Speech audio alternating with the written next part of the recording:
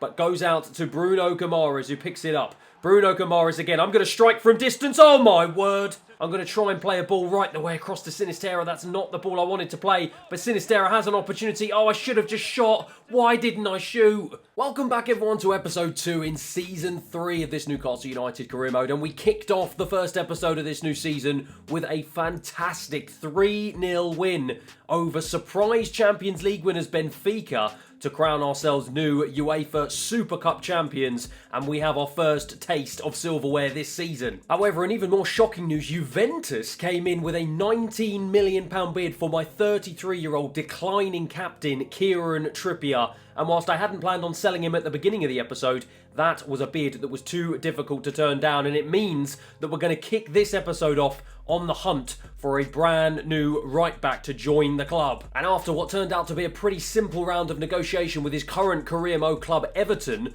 I managed to secure the services of an up-and-coming right back who goes by the name of Malo Gusto. £26.6 million spent on him from Everton, and similar to a few of my other signings, the board considering him another A-rated excellent deal. And by looking at his stats on his profile as well, you can see why. Now, whilst he is rated 4 points lower than the departed Kieran Trippier, he is only aged 21, and overall he's got some pretty balanced stats. He's got high attacking and defensive work rate, he's got really good physical stats, very good mental stats, and he's got some decent technical stats as well. And similar to all of my other signings, and pretty much the theme across this career mode, he has ample potential to grow and develop as well. And I'm going to change his development plan so he's focused more on becoming an attacking wide back, and as you can see from his progress, it's literally going to take him 6 weeks in order to jump up to 79. So whilst at the moment, as I said, he is rated slightly lower than Kieran Trippier, I am hoping across the course of the season he is going to give this man Tino Livramento a real run for his money. And speaking of competition, I've now got this man Alain Saint-Maximin knocking on my door telling me that he feels a little bit unsettled since the arrival of Sinisterra, and he's not feeling great considering what the press are writing about him. So I'm just going to make sure that he still feels okay. You'll get that chance, my friend, as you were absolutely sensational for me last season. Back to the football though, and we have a jam-packed schedule to get through this episode, and we are kicking off with a very, very tricky tie against the Tottenham Hotspur Football Club, who currently sit at the top of the table after only one game though, to be fair. And it's a return to our usual starting 11. Nick Pope in goal, Livramento, Tomori, Sven Botman and Ryan Sessegnon at the back. Pobega, Guimaraes, Enzo Fernandez in midfield, and of course, Brennan Johnson, Jonathan David and Alain Saint-Maximin lead the line up front. Basuma for Spurs inside the opening 10 minutes of this game. Tries to play a nice ball right across the top to Heung-min Son. Livramento tried to get there ahead of him, but he wasn't good enough. Son goes in field for Harry Kane now. Tomori, the monster at the back for me though, puts in a fabulous challenge and we get the ball away. Enzo Fernandez into Jonathan David. Jonathan David looked for the run of Saint-Maximin but couldn't quite find him. Højbjerg, strong pass into the feet of Harry Kane. Tomori once again is there with a fantastic challenge. And now we've got a second bite of the cherry to try and attack here. It's Jonathan David. Going to try and play a ball through to Pobega. It's Jonathan David who gives the ball away really cheaply once again. Spurs on the attack again. It's end-to-end stuff here inside the opening 15 minutes as Emerson Royale turns really nicely to get away from Sven Botman. Asensio, the new Spurs signing, ends up getting tripped up by Enzo Fernandez. And now we can break. It's Saint-Maximin here trying to drive across the Spurs midfield. Tries to go right the way over the top to Brennan Johnson. It's a nice ball into him. Brennan Johnson takes it down but ends up straying offside. Heung-min Son with a free kick now for Spurs in a very dangerous position, but he ends up wasting it, to be fair, and giving it short to Basuma. It's Romero now into Højbjerg. Højbjerg trying to fashion an opportunity, but Bruno Guimaraes with a wonderful challenge, and now we can try and escape with the ball. Little dink over. Can Saint-Maximin get onto this? Emerson Royale, too strong for him, and gets there first. Tomori now into the feet of Sven Botman. He goes to Enzo Fernandez. Enzo Fernandez goes to Jonathan David. Turns nicely away from the defender. Going to try and line up a power shot with Jonathan David, just wide. It's Heung-min Son, goes into Højbjerg, who looks down the line for Sergio Reguilon now on the left-hand side, who's powering down this left-hand side as I speak. Instead, he cuts inside, though, trying to get past Bruno Guimaraes, who kept chasing him. Heung-min Son in the box. Brilliant, absolutely sensational Spurs goal. Harry Kane with the deft touch to just play it into Heung-min Son, who ghosted into the box, left Sven Botman and Tomori for dead, and Heung-min Son makes no mistake from that angle, absolutely lashes it into the back of the net. It's 1-0 Spurs. It's Asensio now picks it up. Oh, nice footwork to get away from Ryan Sessegnon. Can't get away from Botman though, but it's Emerson Royale who'll pick it up on the right-hand side. Botman trying to chase him down. Emerson Royale too strong for him. Sessegnon though able to track back and win the ball back. And now we can try and spring a counter-attack of our own. It's Jonathan David to try and go over the top to Brennan Johnson. It's a nice ball. Can we get there first? Yes, we can, but he's not strong enough to get past the defender. And Spurs get it clear. Enzo Fernandez for Newcastle gives it to Pobega in the centre of the park. He goes short to Bruno Guimaraes now. Tries to stretch his legs and go off to the left-hand side. Turns nicely though, trying to find some sort of angle. Absolutely no one showing, so I'm just going to strike from distance.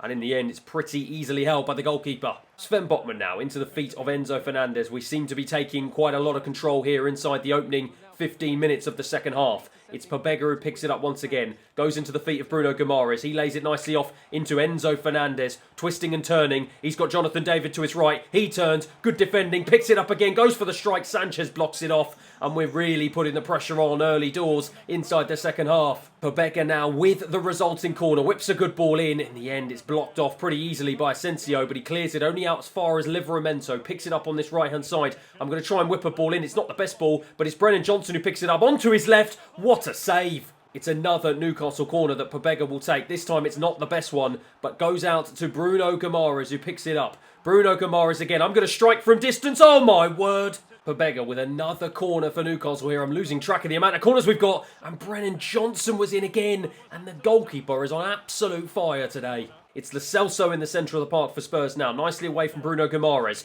Bruno Guimaraes, though, chasing back nicely. And I don't know what on earth he was doing there.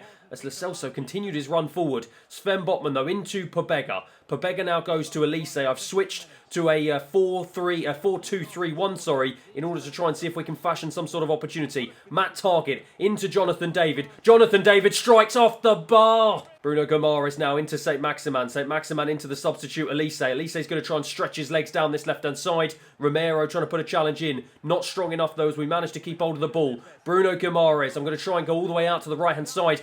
Lovely ball to the substitute Gusto. Can he get there first? Yes, he can. Just keeps it in play. But it's good defending from Spurs. Harry Kane now finds himself on the left wing. Why on earth is he there? As Gusto now tries to make amends and try and get the ball back. But it's Heung-min Son who picks it up. Pobega now wins it back off Basuma.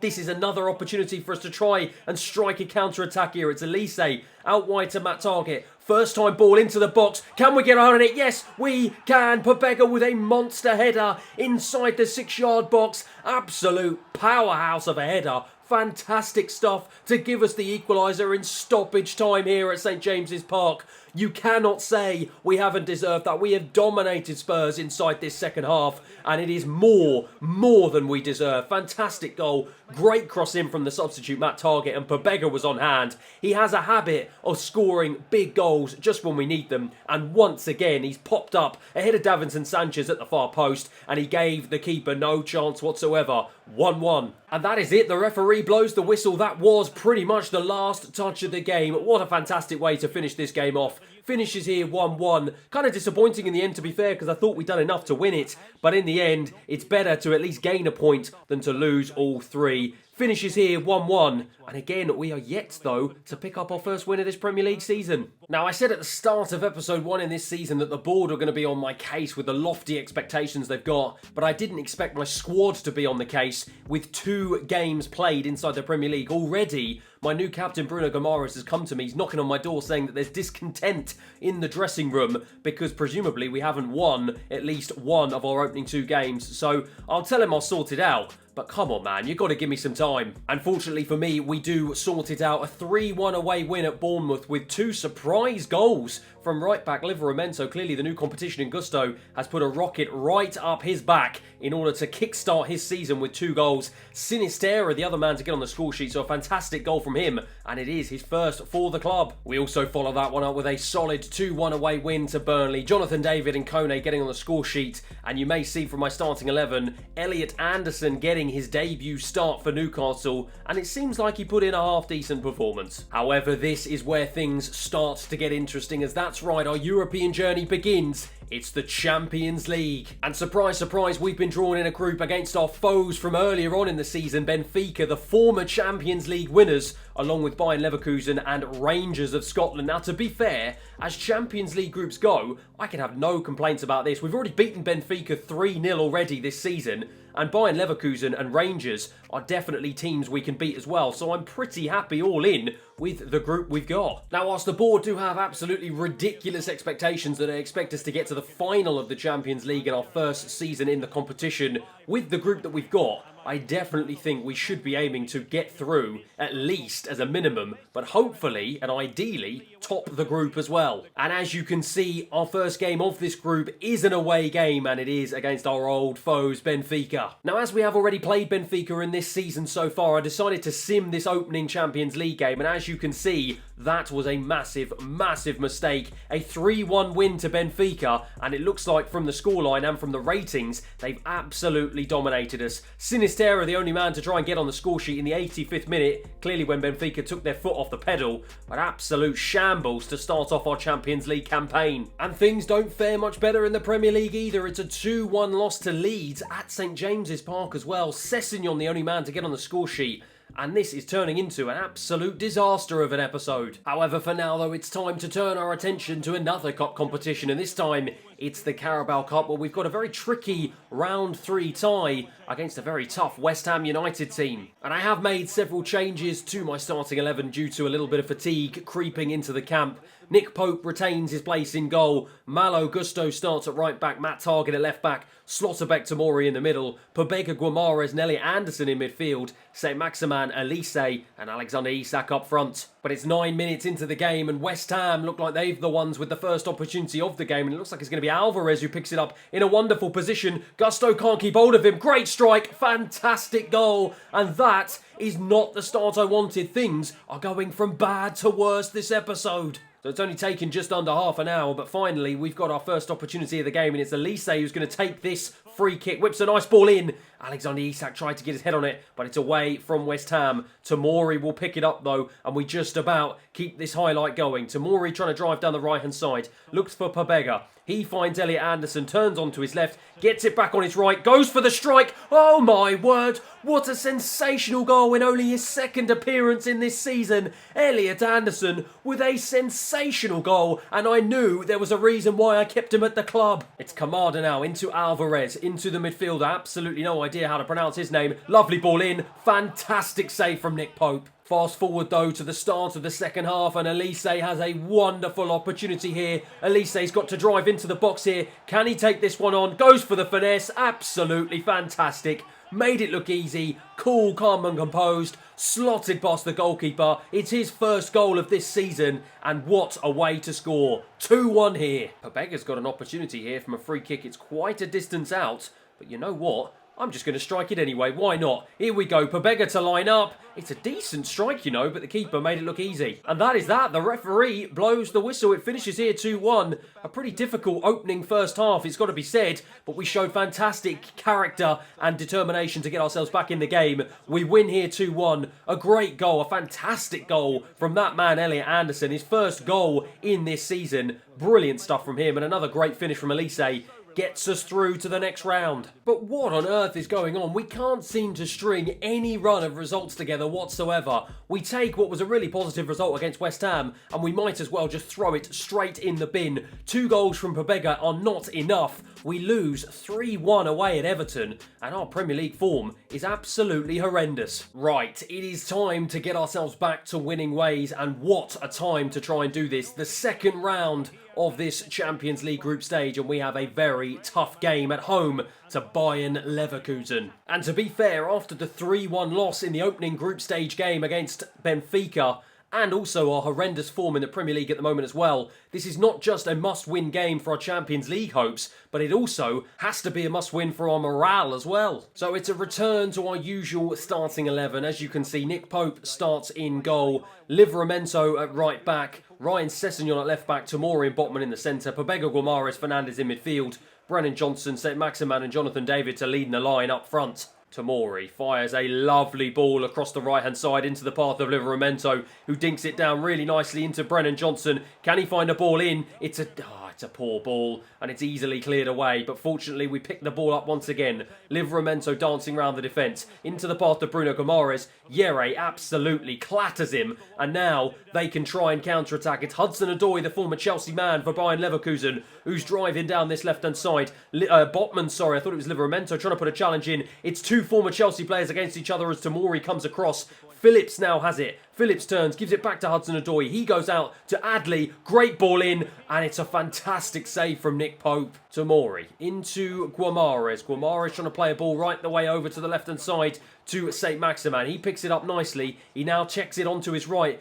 goes round the defender, goes to strike. Fantastic save from the goalkeeper. Ryan Sessegnon goes in field for Enzo Fernandez. It's Pobega now who picks it up, and he's now going to try and drive forward into the path of Brennan Johnson on the right-hand side, who's been pretty quiet so far in this game. Oh my word, he's absolutely taken out there by the defender. It's only a yellow card. I'm not quite sure how it's just a yellow card. That was an absolute shambles of a tackle, and he is a very, very lucky man to stay on the pitch. As we check the replay, that is horrendous. Absolutely shocking. Pobega on the right-hand side. He turns, tries to get it on his left. Going to try and dink a ball in. It's not the best ball in. Can Jonathan David, get there first? No, he can't. Tomori can, though. Fantastic defending from the monster at the back. Gives it to Enzo Fernandez. He now drives into the box. Strikes with his left. Good save from the goalkeeper.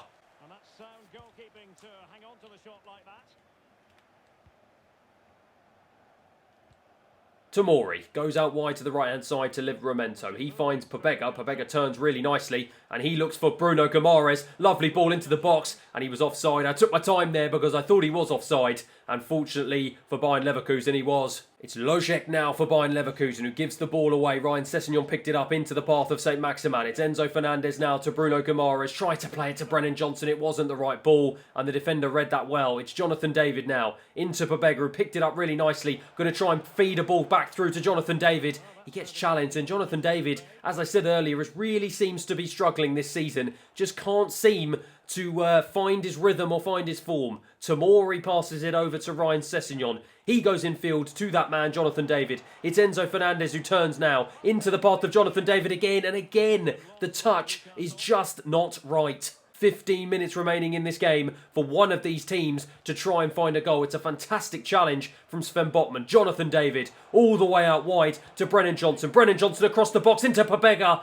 and the keeper reads it well. It's Lojek now who gives it away to Kone. Kone really putting himself out there as soon as he's come on the pitch. He's now driving forward. Look at the pace and power he's showing. It's Enzo Fernandez. Oh, I tried to play it into the path of the substitute Sinistera, but the defender read it Willy Rell. And now Bayern Leverkusen can try and strike back. It's a great ball into the striker. Can Sven Botman get there? No, but Nick Pope can.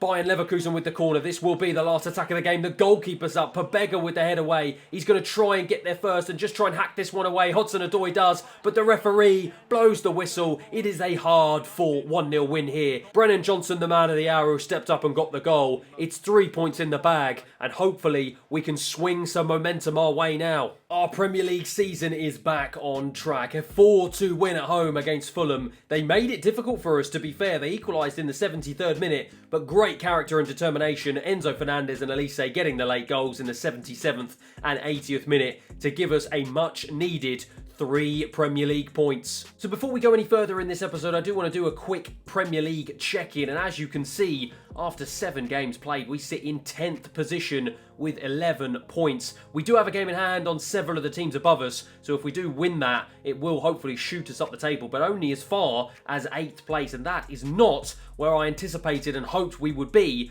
at this point at the start of the season. Arsenal leading the way with Villa, City and Spurs in the Champions League spots. Even Leeds United find themselves in a Europa League spot, so we have lots and lots of work to do. And even looking at the player stats, my attackers are absolutely nowhere to be seen. Tommaso Pobega is my highest performing player so far this season. 3 goals and 3 assists in 9 games. 3 goals and 2 of those assists coming in 5 Premier League games. Livramento, my second highest goal scorer with 2. Bruno Guimaraes, my defensive midfielder, is then level with him with 2 as well. And Jonathan David then pops up with only one Premier League goal in 5 Premier League appearances. 2 goals overall. St. Maximin and Jonathan David just not at the races so far this year. Sinisterra has not had the impact I was hoping he was going to have, and Elise's sort of been a bit in and out so far this season. So yeah, really, really disappointing from a lot of my players so far this season, and it goes a long way to showing why we are in 10th position in the Premier League and why our form has been so up and down. The likes of Alexander Isak, I've had to scroll all the way down here. He has only made 3 Premier League appearances, to be fair, but in the 5 appearances he's made across the board, absolutely no goals or assists from that man. So I don't know what is going on, but we really do have to pick up the pace and pick up our performances if we want to try and get ourselves higher up the Premier League table. However, off the back of that 4-2 win against Fulham, we now head all the way down to Brighton, a very wet and windy Brighton, for what is going to be a game against a team that are really struggling in the Premier League. Brighton find themselves in 20th place, and it's a game we have to absolutely pick up the 3 points from. You'll see from my starting 11, though, I have gone full rotation. Nick Pope, the only man to keep his place. Gusto, Fabian Schär, Slotterbeck and Matt Targett in defence. Joe Willock, Kone and Elliot Anderson in midfield. Elise, Luis Sinisterra and Alexander Isak lead the line. 22 minutes in, and Elise has got a wonderful opportunity here. I'm going to try and play a ball right the way across to Sinisterra. That's not the ball I wanted to play, but Sinisterra has an opportunity. Oh, I should have just shot. Why didn't I shoot? Oh, Brighton have got a fantastic opportunity. Where are my defence? Jovic picks it up. Matt Targett's trying to chase him, and he absolutely makes no mistake. Through the legs of Nick Pope, and Brighton take the lead here. Kone with the corner. We need to shape up here as we have been absolutely shocking so far, and it's a brilliant head. It's an even better save. But that's it. Game over, and it's another game that we drop 3 points from. Brighton, a 20th place Brighton, have beaten us 1-0. I can have absolutely no excuses. We had opportunities to score. What on earth was I doing when Sinisterra was through on goal? I should have just smashed it. Instead, I tried to be clever, pass the ball across, wasted the opportunity, and Brighton, when they had the opportunity, made no mistake. 1-0 to Brighton. We've lost to the team at the bottom of the table, and that just sums up our season woes so far. Full time, 1-0. I'm going to fast forward though straight into the 17th minute of this Champions League away game against Rangers. No time whatsoever for build-up. We've got to get straight into the action as we need to try and make amends for what has been some terrible, terrible performances so far this episode. Where on earth is Brennan Johnson going? No idea. Plays it out wide to Livermento on the right-hand side. He takes one touch, puts it into the box. There we have St. Maximin with his head to power it past the goalkeeper, and that is exactly what the doctor ordered. St. Maximin on hand. He's been so out of form so far this season, but just when I needed him to step up, he does. Fantastic play from Livermento across the box, and St. Maximin makes no mistake. We've got a corner here, 52 minutes into this game, that Sinisterra, presumably who's come on as a sub, is going to take. It's a good ball in, and Slotterbeck almost got his head on it. 75 minutes though, and we have an opportunity to try and counter-attack. It's Sinisterra to pick it up. Oh, that is a wonderful ball to Brennan Johnson. This is the opportunity to try and make it 2. I'm not going to make the same mistake I did before, and that is why Brennan Johnson smashes it home, makes it 2-0. I didn't pass it across the box. I'm not going to make the same mistake twice, and Brennan Johnson made no mistake from inside the penalty area. Gives us a 2-0 lead, and the referee blows the whistle. It's a quick game here, full of quick highlights, but we get the job done. A solid 2-0 win, and that puts us in a much, much better position in the Champions League. It's exactly what we needed after what has been an absolute shambles of an episode in terms of results and performance. That man, Brennan Johnson, with a great, great game, and we finish here 2-0. Right, we've got 2 more games to finish up this episode. First and foremost, it's a Premier League win against Wolves at home at St James's Park. 2 goals, 1 from Enzo Fernandez, 1 from Slotterbeck. Give us the 3 points we need. And we're going to finish off the episode by dumping Brighton out of the Carabao Cup. Goals from Jonathan David, Slotterbeck, and also Elise in the 89th minute give us enough to get us through to the next round of the cup competition. The only piece of negative news, though, is an injury for our main striker, Jonathan David, in the 19th minute, and we've got to hope and pray that that is not a long-term issue. So all in all, we're going to finish off this episode heading into the quarter-finals of the Carabao Cup, where we will face Chelsea in a very, very difficult tie. And after a difficult start in the Champions League, losing 3-1 to Benfica, we've managed to turn our form around with back-to-back wins against Leverkusen and Rangers, put us in a decent position at second in the group with 3 more games to come. However, the same can't be said for our Premier League form. After 9 games, we sit 9th in the table, only 14 points on the board. The only silver lining is that we're only 4 points points off Aston Villa of all teams in the 4th and final Champions League place. The Premier League, of course, as it was last season, is as tight as ever, and hopefully in the second half of this season more results can try and go our way. But that is it for the end of this episode. If you have enjoyed it, please feel free to like and subscribe, and hopefully I'll see you again next time. Thanks for watching.